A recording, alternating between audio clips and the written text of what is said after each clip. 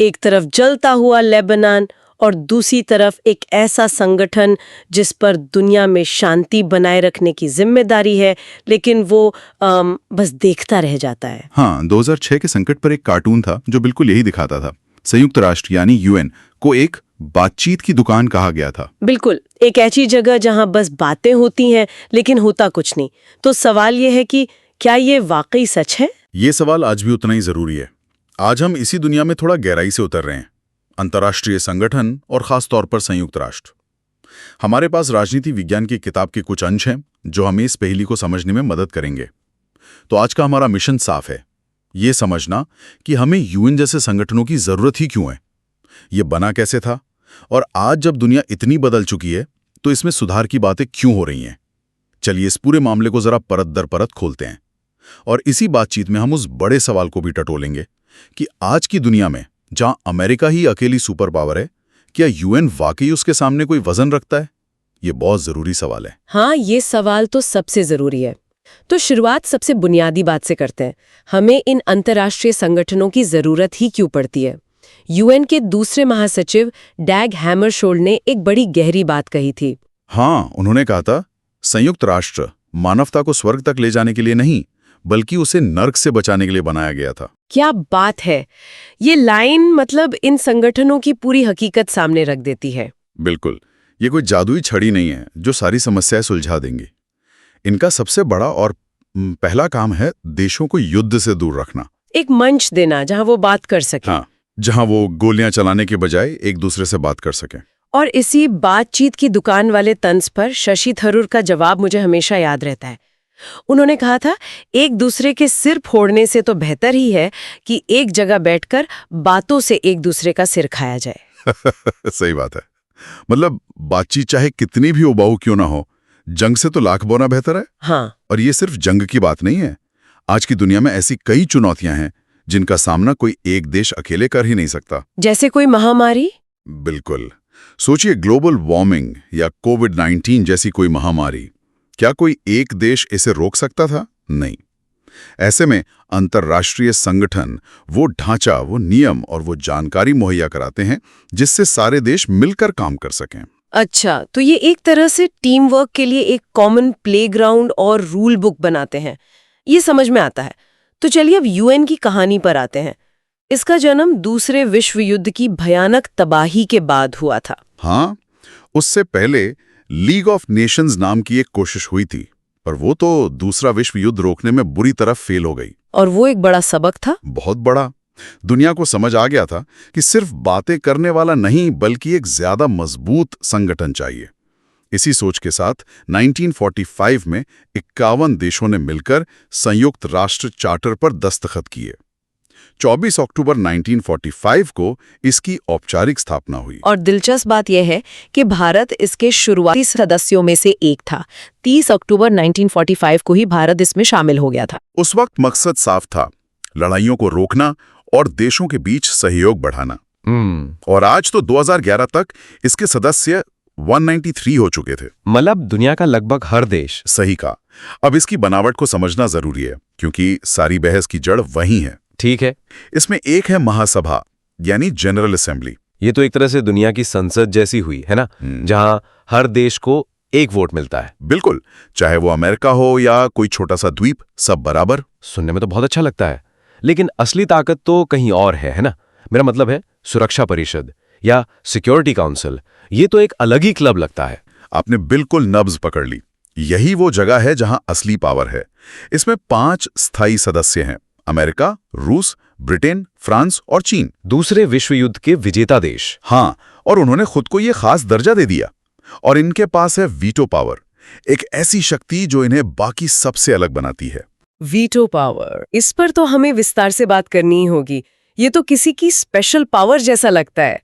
इसके अलावा और कौन से हिस्से हैं? इसके अलावा यूएन का सबसे जाना पहचाना चेहरा होते हैं महासचिव, सेक्रेटरी जनरल, जो अभी एंटोनियो गुटेरेस हैं। और फिर इसकी बहुत सारी एजेंसियां हैं जो जमीन पर काम करती हैं, जैसे विश्व स्वास्थ्य संगठन WHO जो महामारियों से लड़ता है, यूनिसेफ जो बच्चों के लिए काम करता है, और यूनेस्को जो शिक्षा और संस्कृति पर काम करता है। राइट? बिल्कुल।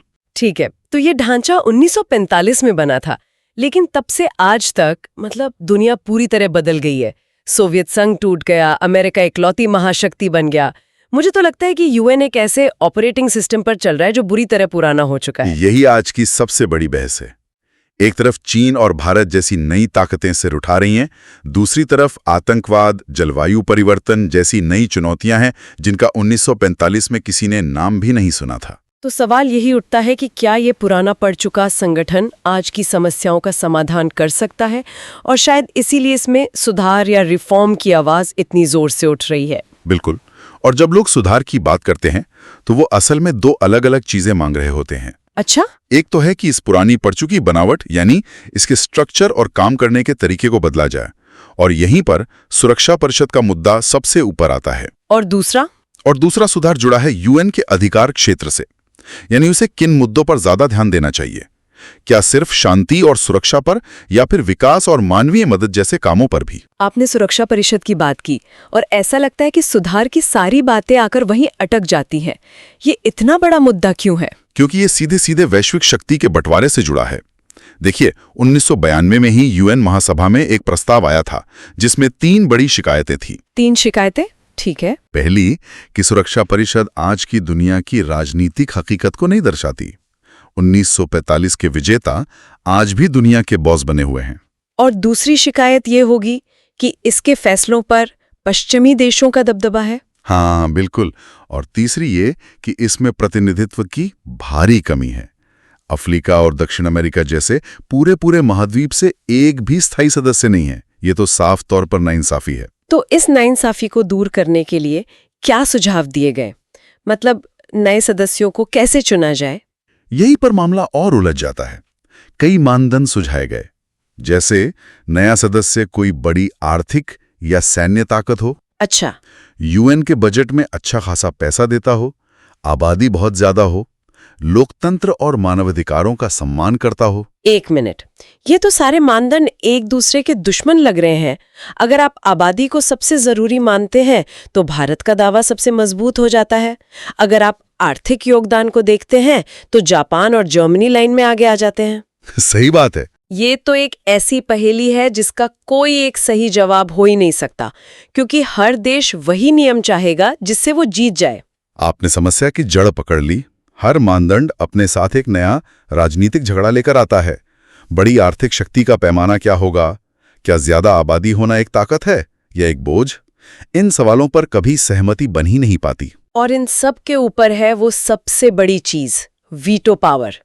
यानी 5 देशों के पास ये हक है कि वो किसी भी प्रस्ताव पर ना कह सकते हैं, और वो प्रस्ताव वहीं ढेर हो जाएगा, भले ही बाकी के 188 देश उसके पक्ष में हों। ये तो सरासर अलोकतांत्रिक लगता है। लगता तो है, और कई देश इसे खत्म करने की मांग भी करते हैं।